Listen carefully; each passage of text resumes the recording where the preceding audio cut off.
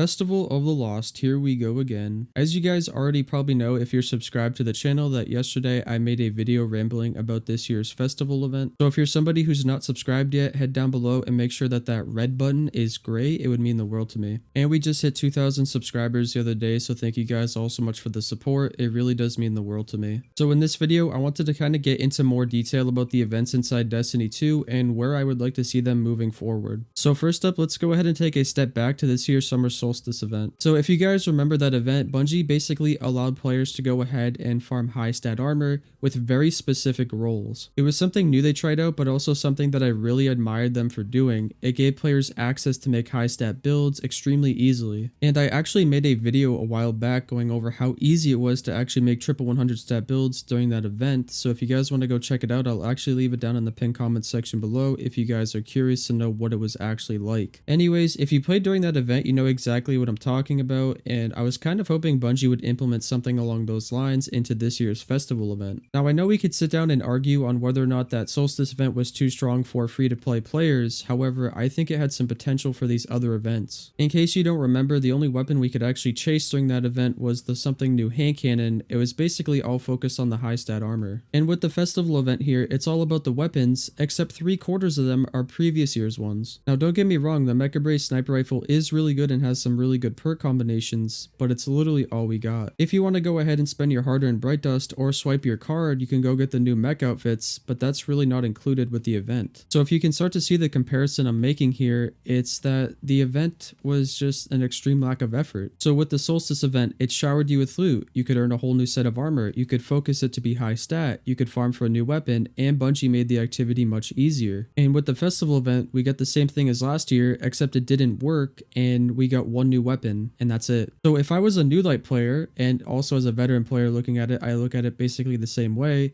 This event is all about swiping your credit card, and there's no shame in basically copy and pasting the same thing as last year. And on top of that, it came out riddled with bugs, which is just completely unacceptable, and this really buzzkills the player base. So a simple fix Bungie could have done for this is make it so that the mech outfits can drop from the final chest at the end of these haunted sectors as well. Rather than giving them to Test Eververse to swipe your card and give us 3 old weapons and a new 72 RPM sniper rifle that most people probably won't use beyond 2 weeks from now. And if Bungie wanted to really be generous and make the community stick around to play this event, they could have gave us the same exact mechanics they did with the Solstice event with the bonfire activity to focus this armor to be insanely good. Now I'm not saying that needs to be a mandatory mechanic, but to go ahead and implement it in one event and then take it out the next just feels really weird and automatically just makes this one feel worse. And also now I'm just going to nitpick really quick, and how about we go ahead and take some of those exotics from the Test Eververse store and throw those in the final chest at the end of these haunted sectors. You can make them have a small drop chance to entice players to go in and try to grind for them. However, there needs to be more in this loot to actually entice players to go actually do this. So I hate to keep bringing this up, but I feel like too much of this event was locked behind Test Eververse and more of it needed to be free access. It really could have been as simple as, along with these weapons, have it drop the mech armor and also throw in a couple exotics, maybe a ghost ship or sparrow that have a low drop chance. It's really that easy. And when Bungie wants you to swipe your credit card, they could have made a glow for the mech armor just like they did with the Solstice event and thrown a couple of cosmetics that are only available through tests. Anyways, like I said in yesterday's video, the amount of effort put into this event is absolutely disgusting, and it's really just enticing you to swipe your card.